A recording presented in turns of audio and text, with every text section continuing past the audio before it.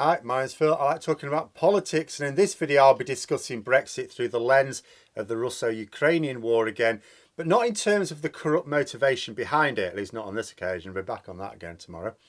But how it leaves in tatters what was always a ridiculous notion that global Britain should move away from Europe, politically at any rate, and towards the Pacific. But first, if you'd like to be notified of daily news and politics, please subscribe to the channel and click the bell notification icon. So first, let's consider the political situation in Britain right now. Nigel Farage continues to be paid a lot of money to publicly support Putin and blame Western democracies for Ukraine's plight.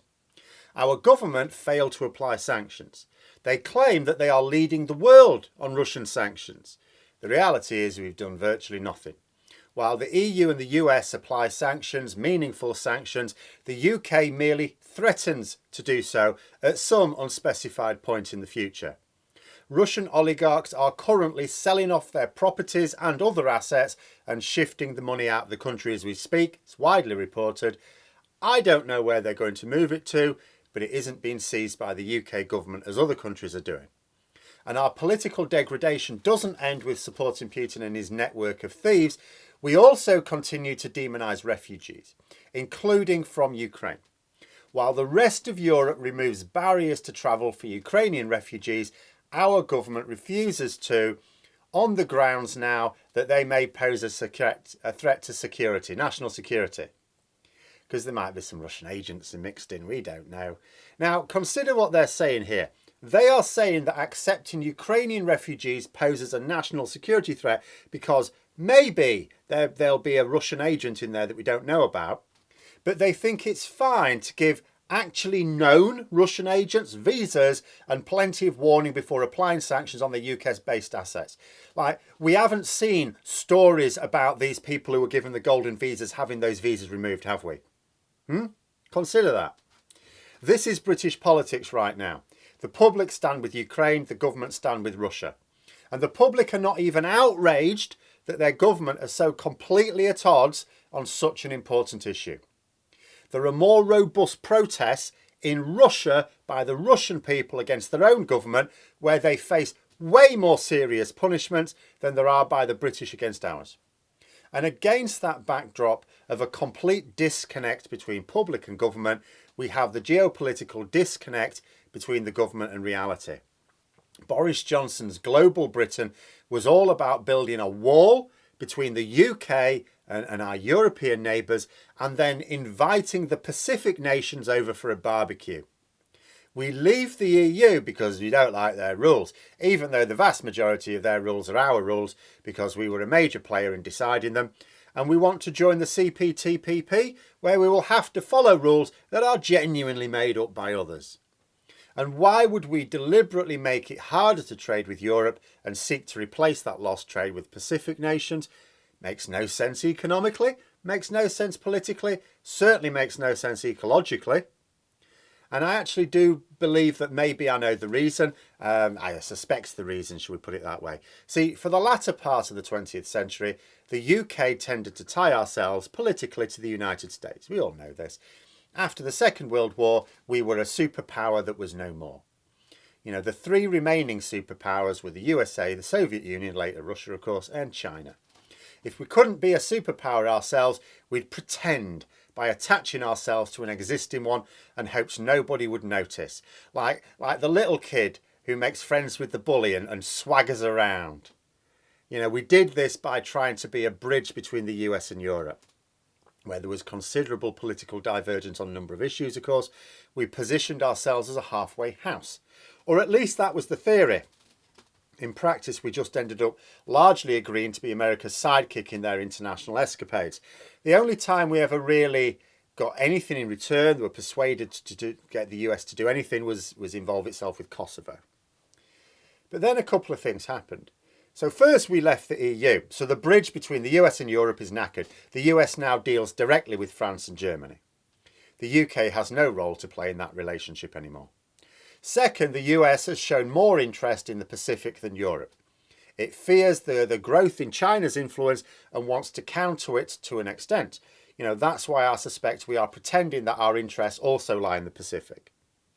because the US is interested. But what was already a ridiculous concept has been blown out of the water. The invasion of Ukraine has demonstrated just where our real priorities lie. People have drawn comparisons between our reaction to Ukraine and countries around the world under similar attacks. Some of them are just like the All Lives Matter crowd, you know, they pretend it's the whataboutery, isn't it? It's like, oh yeah, Ukraine's bad, but oh, what about this, or what about that, or what about the other?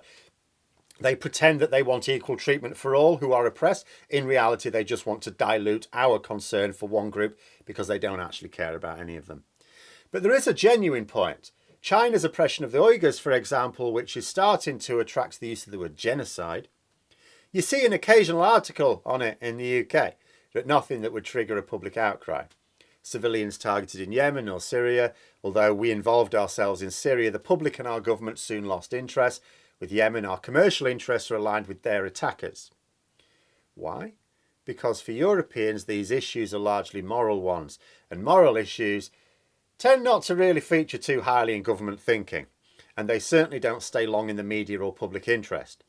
How does it affect our lives? Obviously, any conflict is a drag on global productivity and will affect us in some way. But a major war in Europe absolutely affects us in other European countries. It affects the cost of living. It has put it's the fear of nuclear attack is back on the menu. Or even just generally further military aggression. If Putin successfully takes Ukraine, even if it just involves breaking it up into 3 parts, as suggested in a recent Russian media outlet, it matters. China's strategy in the Pacific barely registers a ripple in the UK media and does not feature at all in the interests of the general public, doesn't get discussed. If China did to Taiwan what Russia has done to Ukraine, that would be headline news. But it would not be wall-to-wall news for as long as the conflict lasts. This crisis is showing us, if we did not already know, proximity matters in geopolitics. The UK is a part of Europe, albeit no longer a leading part. Whatever happens in Europe affects us very deeply and people can see it. It doesn't matter how much the government like to pretend otherwise. And the crisis has also shaken other European powers out of what might have been considered a little lethargy. I can't speak with any confidence on strategic issues here, not an expert, don't know all the implications for action that could and maybe should have been taken to deal with this crisis years before it became a crisis. But what we can see is that Europe is united, like not saying never before, but not for generations. You know, this week alone, Ukraine and Georgia are making a major push for EU membership. Kosovo pushing now for NATO membership. It's asking the United States to build a military base on their land. Famously neutral countries are all taking a stand. Switzerland and Ireland have been unequivocal in their support for Ukraine, not just in terms of words, but applying sanctions as well. Switzerland, the famously neutral Switzerland, has applied way more sanctions on Russia than we have. Sweden and Finland, already in the EU, but now talking up the prospect of full NATO membership. Certainly Russia's violation of Swedish airspace this week was a big nudge for them in that direction. Europe is unifying against this threat to them all. This is what happens when people are threatened. They work together against the external threat. But the UK government has spent years forging a path of opposition to the rest of Europe. That's its political position. It's been said by a few people now, this is not a sustainable situation.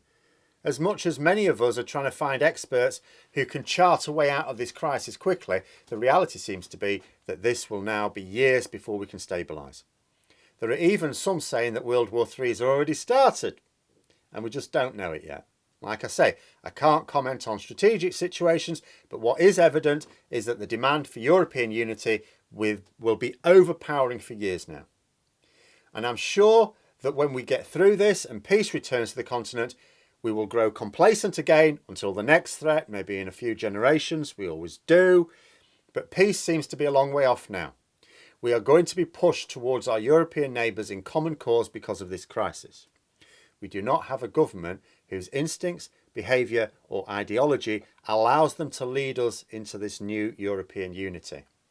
It seems to be only a matter of time before the public come to terms with that. But those are my thoughts. Let me know yours in the comments below. I hope you found the video interesting. If you did, don't forget to click the like button. And if you'd like to support the channel further, please also click the Patreon link for details. And until next time, I'll see you later.